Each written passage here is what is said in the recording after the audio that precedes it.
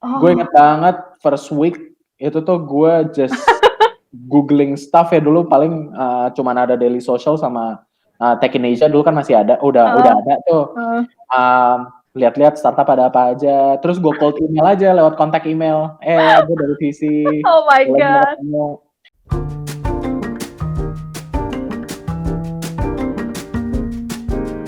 VC Talks with Daily Social kembali hadir dan kali ini kita akan berbincang-bincang dengan Raditya Pramana, partner at Ventura Discovery. Ventura Discovery sama Ventura, apa bedanya tuh, Dit? Sama aja. Sama aja ya. Hai Radit. Halo Yeni. Halo Oke semuanya. Radit, tadi udah disebutkan posisinya sebagai partner di Ventura. Sebenarnya tanggung jawabnya sebagai partner di VC itu apa sih, Dit? Well, buat ngurusin semua hal ya. Jadi dari mulai fundraising, dari mulai deal sourcing, nyari investment opportunity baru, dari menganalisa juga kita sama investment team kita tuh yang biasanya ngelakuin due diligence, kita mau invest atau buat bikin keputusan kita mau invest atau enggak, sampai portfolio management tuh. Jadi setelah kita invest juga kita bantu dari berbagai hal lah. Gitu. Step-stepnya di VC kan tadi udah sempat ngomong sama teman-teman di VC yang dari sisi analis, mereka yang curate dulu kemudian rekomen ke partner. Nah, Di Ventura sama juga nggak? Sama. Jadi biasanya karena kita biasanya ngelihat banyak banget jenis perusahaan ya. Apalagi khususnya Ventura Discovery ini buat ngasih sedikit konteks, kita kan fokusnya seed sampai pre-series A. Oke. Nah, jadi banyak banget nih perusahaan-perusahaan muda yang memang cari funding gitu ke kita. Makanya kalau misalnya anggap ada 100 terus semuanya kita harus ketemuin, itu memang time consuming sih, dan kita nggak punya kapasitasnya. Makanya kita analisa dulu pitch deck-nya, ini worth it nggak buat kita ngobrol, dan itu biasanya diambil sama analis atau associate, mereka yang ngelakuin first meeting, dan mereka tuh yang ngelakuin filter pertama. Kalau mereka bilang, ini menarik nih, baru next step-nya gue langsung ngobrol sama foundernya. Gitu. You've been doing this since 2015 ya? No, I've been doing this since late 2013. So late, wow. It has been a while lah. Oke. Kenapa sih dia tertarik untuk berprofesi dan bekerja di VC? Apa yang membuat Radit kayaknya senang banget kerja di VC? Jadi sejujurnya sih ini kecelakaan ya. Kecelakaan gak sengaja banget. Kecelakaan yang positif ya? Kecelakaan yang positif. Jadi dulu mungkin buat share sedikit, gue mulai kerja di VC itu sebagai intern. Sebagai intern di sebuah Japanese VC firm yang namanya AMJ Investment Partners. Oke. Nah, itu tuh zaman-zaman dimana nama startup juga atau term startup tuh orang-orang belum kenal lah, masih banyak bilang ya invest di website. Wow, lo early adopter ya bisa dibilang ya? One of the first wave lah. Bukan early adopter lagi. Gitu. Nah, mungkin kalau kita lihat sejarahnya kan Rocket Internet pertama kali buka Lazada, Zalora itu tuh late 2011 atau early 2012 tuh. Nah, Rocket jadi banyak tuh membuat first wave of technology talents lah. Dan visi pertama itu tuh juga mulainya dari tahun-tahun segitu, dari 2012, 2013, dan itu mixnya tuh antara Indonesian VCs dan foreign-nya itu tuh Japanese banyak banget, Japanese VCs dan also Singaporean VCs lah. And I was working on one of those firms gitu. Kebetulan waktu itu partnernya yang di Indo lagi nyari tim, and mereka nyamperin kampus gue dulu. Jadi gue dulu masih ngampus. Oh my God, masih kuliah ya? Wow. Masih kuliah, kalau nggak salah itu mau masuk semester 6 ya. Jadi akhir tahun ketiga, gue juga emang mau nyari kerja because I need to kind of like financially support myself. Nah, kebetulan mereka datang ke BINUS and my dean actually recommended me gitu buat ngobrol sama mereka. So I went on to the interview, really clicked and got offered on the same day. Jadi waktu itu gue mulai di internship 3 bulan lah. Jadi first 3 months itu benar-benar dicemplungin. Udah lo cari startup deh. Startup. gue sendiri sebelum meeting itu nggak tahu venture capital tuh sebenarnya ngapain.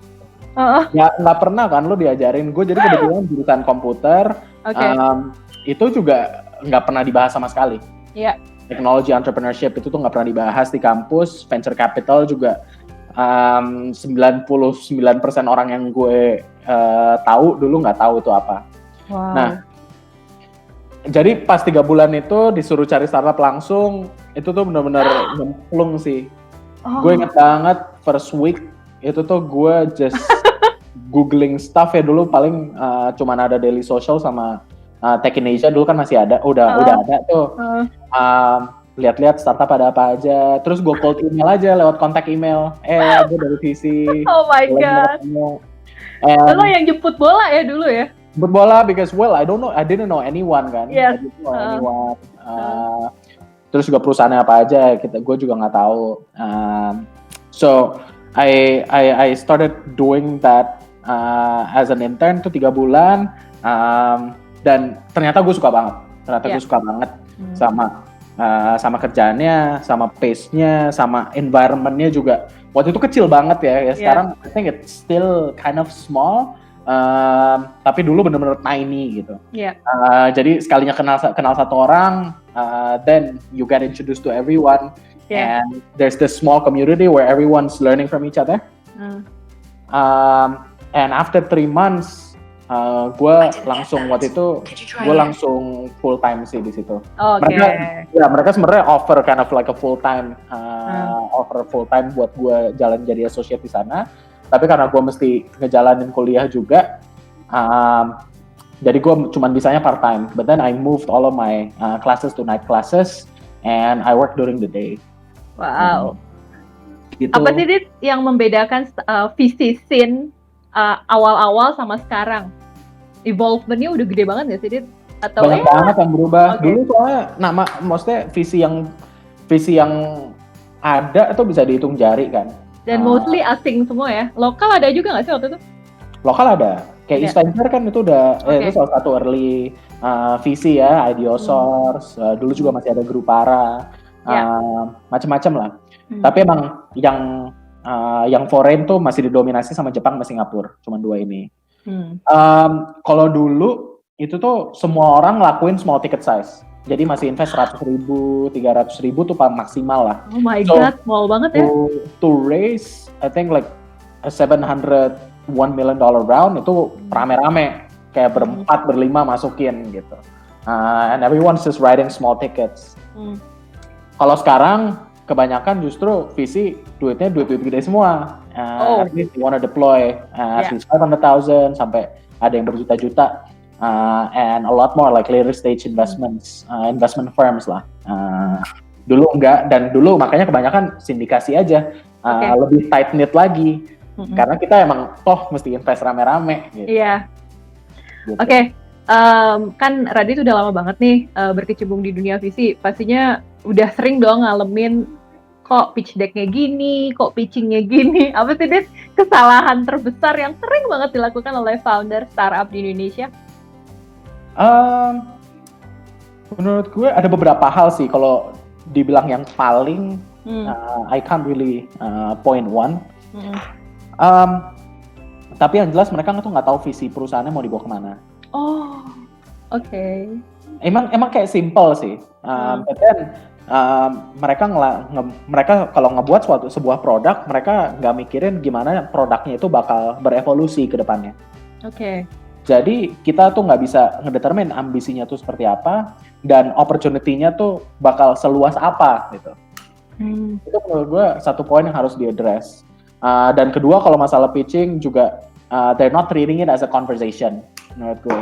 Ini lebih jadi satu arah kan, kayak presentasi gitu ya. Presentasi gitu. Iya, benar. Presentasi itu menurut gue nggak efektif lah, karena lo nggak engage investornya buat ngobrol bareng, minta feedbacknya dia, terus kita juga jadi susah kan, nyari chemistry gitu. Iya. Kalau misalnya itu formatnya presentasi. So I think people should just be a lot more casual, a lot more relaxed gitu, and ask for a lot of feedback. Atau gimana gitu. Ajakin diskusi aja investornya. What do they think, and then you can share how you think. Dan di situ conversation-nya bakal jadi jauh lebih dalam dan lebih luas. Kalau Ventura, ada lagi? Ya, ketiga, menurut gue avoid using jargon sih. Avoid using jargon yang terlalu. We want to make the better place, gitu-gitu. Enggak sih, tapi you need to kind of explain your product in a very simple way gitu.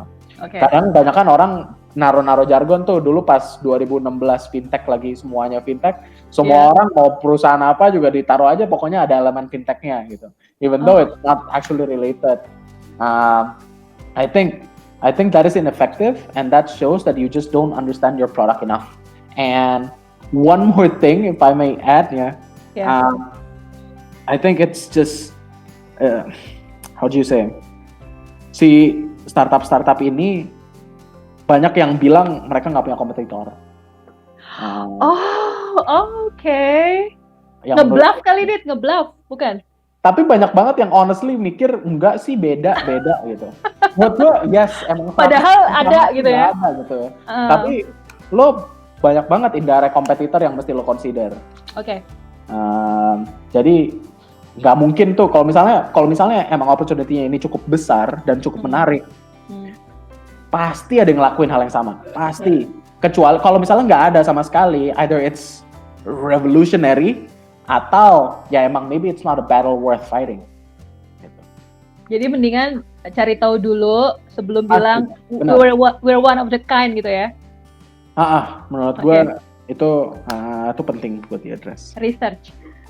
Tapi kalau dari Ventura Discovery sendiri ada startup favorit nggak sih, Dit? Mungkin lo lebih cenderung ke fintech atau ke health tech, edutech atau gimana? Atau agnostik aja? Kita suka banget consumer facing technologies ya. Jadi vertical winners gitu. Kalau kalian lihat di portfolio Ventura juga, kita percaya banget sama kategori leaders. Kayak for example, Sociola gitu, the leader in beauty. We invested back then in Fabelio, the leader in home and living. Terus grocery delivery, for example. Terus education, Ruang Guru. Fashion, Zilingo gitu. Jadi kita instead of taking a horizontal approach, kita lebih sering ngelihatnya in a vertically integrated approach. Bicara soal networking, Dit lebih suka di approach sama founder secara direct. Mungkin sebelum pandemi kan banyak banget nih acara-acara kayak conference, seperti exhibition seperti itu. Atau Radit mungkin lebih suka buy online aja deh untuk ngelihat pitch deck-nya. Atau gimana kalau Radit? Kalau kenalan doang pas offline happy tuh ya. Kalau misalnya kayak ketemu terus kayak ya cuman short introduction gitu nggak masalah. Tapi kalau misalnya panjang juga gue biasanya nggak bakal ingat because I was doing different kind of startups kan. Jadi biasanya kayak short intro dan we exchange email terus follow up lewat email aja. And even then ya sometimes ya I was also having some difficulties following up on each and every one ya. Just make sure that it's memorable kind of. Jadi biasanya kalau casual setting gitu, justru gue malah lebih ingat. Kayak misalnya pas ketemu di mana, jadinya apa ya? Jadinya inget, ini tuh yang itu gitu. Cuman kalau misalnya cuma datang, Mas saya dari ini, itu tuh gue biasanya lupa. Jangan kayak gitu ya. Biasanya gue malah lupa. Karena gue kan sering banget jadi moderator nih, ngundang visi atau apa gitu. Itu tuh biasanya visi tuh dikerubutin gitu, Rodit. Justru karena dikerubutin gitu, udah kayak salep gitu, Dit. Well, jadi sebenarnya kita ini aja sih nggak bisa nempatin nama ke muka gitu loh, karena kita juga mungkin bingung kali ya. Gitu. Jadi kalau in a casual setting, menurut gue efektif offline. Jadi kayak in any kind of casual networking networking parties gitu, itu menurut gue efektif. As a VC lo harus punya keen eye nggak sih atau insting jangan sampai lo miss atau punya pengalaman miss invest startup yang ternyata sekarang gede banget tapi kemarin sebelumnya lo sempat nggak. Itu gimana Dit kalau terjadi kayak gitu Dit? It happens, right? That's I guess like apa ya, secara natural memang kita nggak bisa invest di setiap perusahaan yang kita ketemuin. either it's very competitive with the other investors atau memang kita nggak percaya sama bisnis modelnya. Nah, di sini memang menurut gue penting banget buat di point out kalau misalnya investor tuh nggak tahu semua hal juga gitu. We're also learning, right? We do have our own specialties. Kita biasanya handle misalnya e-commerce dan marketplaces, ada satu spesialis yang healthcare. Jadi preference setiap investor tuh beda-beda. Kalau kita misalnya nggak ngerti satu investment opportunity, bukan berarti investment opportunity itu jelek karena kita nggak suka. Maybe because we don't understand the opportunity enough gitu. And if you ask me whether we need that instinct ya buat milih perusahaan mana yang bagus, menurutku definitely itu elemen terbesar sih menurut gue. Tapi it has to be coupled with technical capabilities kan, just to make sure that you're not persuaded purely by charm gitu. Cuman karena orangnya karismatik, atau teman dekat atau saudara itu nggak bisa. Kayak Elizabeth Holmes, Serranos kan good storytelling banget tuh, sampai beberapa sisi kan fall in love right away gitu kan. Iya, nah itu. Jangan kayak gitu juga ya. Jangan kayak gitu juga, menurut gue there has to be like a good balance. Makanya dari setiap visi ya kita ngebangun tim kan. Jadi di tim ini sendiri banyak orang yang bisa kita jadi bisa debat, kenapa lu mikir bagus? Gue bilang, gue suka sama orangnya. Ya udah, gue juga mau ketemu, gue suka nggak sama orangnya. And that's why I don't think it is a single man approach yang kita doang gitu. But then it has to be a combination of strong partners in a VC firm alongside like strong investment team. Jadi kesalahan-kesalahan yang kayak gitu nggak terjadi ya. Tapi if you ask me whether I miss any deal yang gue nyesel nggak invest, itu banyak banget. Biasanya sih kalau I'm so happy with my portfolio so far ya. I think just as an example to our Indonesian viewers, I'm very happy being a part of the journey with Ruang Guru gitu since the very beginning gitu 2015. Cola juga, and they're now kayak the leaders in their own space. Bener banget. Tapi juga banyak banget sebenarnya exciting opportunities yang that I could have worked on, but I didn't choose to. Jadi idealnya investor itu bukan know it all people ya. Founder juga harus meyakinkan bisnis kita. Benar. You have to believe in us gitu kan? Benar, exactly. So as a founder, there's this element yang dimana lo harus nge-educate investor juga. Betul. Karena investor tuh bukan spesialis satu. Karena founder kebanyakan mikir VC is God, VC is everything, VC is know everything. Kita orang juga kan. I mean, we always have our own limitations. Yang kita tahu, kita banyak komparasi. Ya kan? Kita ngelihat di startup di space A gitu, misalnya di industri A, kita udah ngelihat 10 kompetitornya gitu. So we kind of know what to look for. But in the end, entrepreneur ini kan yang dia mestinya mikirin problem-problem yang dia mau solve itu setiap hari, setiap detik malah. Jadi mestinya dia jauh lebih pintar dibanding kita. Kalau misalnya kita ngerasa, gila, kok dia kayak nggak tahu apa-apa, lebih tahuan gue gitu. Those are not the founders that we want to invest in. We want to invest in a founder that is just, very very strong in what they do.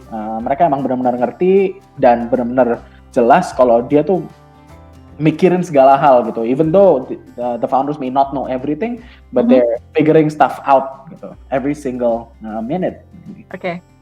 Gue udah sering ketemu beberapa founder yang bikin gue, wow, these guys blow my mind gitu kan. Mungkin itu that kind of person yang juga dicari VC ya. Benar. Pertanyaan terakhir nih, Rit. Mungkin Radit bisa kasih tips nih buat mereka yang mau fundraising. Apa sih yang membuat Radit dan tim, this is it, this is the startup that I like gitu. Apakah pitch deck-nya harus bagus, apakah presentasinya harus itu, atau gabungan dari dua itu, atau ada satu elemen yang menurut Radit the key untuk bisa mendapatkan funding? Menurut gue, orang terlalu banyak fokus ke pitch deck ya. Maksudnya kalau misalnya ngomongin tuh, pitch deck salahnya apa, pitch deck mah harusnya fokusnya gini. Di situ ya? Menurut gue enggak, menurut gue fokusnya harus di interview, pas ngobrol. Gimana caranya lo benar-benar punya bisa storytell apa yang bisnis lo mau lakukan, mau capai, that's where it comes in. Dan apalagi pas ngobrolnya itu, kita kan pasti banyak pertanyaan ya. Menurut lo gimana nih masalah soal A atau soal B, challenges-nya apa aja, gimana cara lo nyelesainnya, gitu-gitu. Yang bikin kita suka sama founder ya. Yeah. So I think you just need to think through all of the stuff that you need to think about anyway. Dari nge-solve bisnisnya misalnya kompetisi, how do you acquire customer, how do you retain customer, what is the right strategy to monetize, gitu-gitu kan. Those are the things that you need to think about every day, and those are the things that we will ask gitu. Kita bakal tanya semua pertanyaan itu, and by sharing your honest kind of assessment or opinion about those topics, kita jadi bisa kenal sama foundernya kan. Nah, menurut gue those interview itu tuh benar-benar jauh sih dibanding pitch deck. Pitch deck tuh benar-benar cuman kayak for us to decide whether or not this is worth talking to or not. Okay. Then the interview and the interaction after that, all of the discussions are the are the most important part.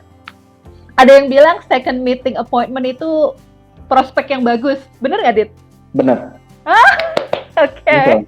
Betul. So. Jadi kalau misalnya thank you very much.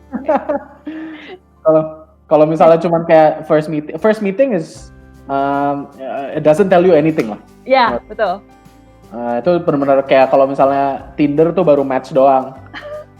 Ya, belum tentu ngobrol gitu, belum tentu bilang hai. Betul banget. Meeting tuh udah hai gitu kan. Dan kalau udah nanya lagi apa tuh kalau udah mulai nanya pertanyaan yang lebih dalam. Oke. Thank you banget ya Radit. Seru banget nih ngobrol sama Radit nih. Jarang-jarang ya bisa kasih tips mendalam bagaimana fundraising yang tepat, terus hal-hal yang perlu dihindari gitu. Oke, sukses deh buat tim Ventura Discovery yang udah mulai masuk lagi ya sekarang ya. Iya. Oke. Back to work. Thank you Radit. Dan semuanya stay safe ya. Ya, sama-sama. Bye. Thank you. Dadah.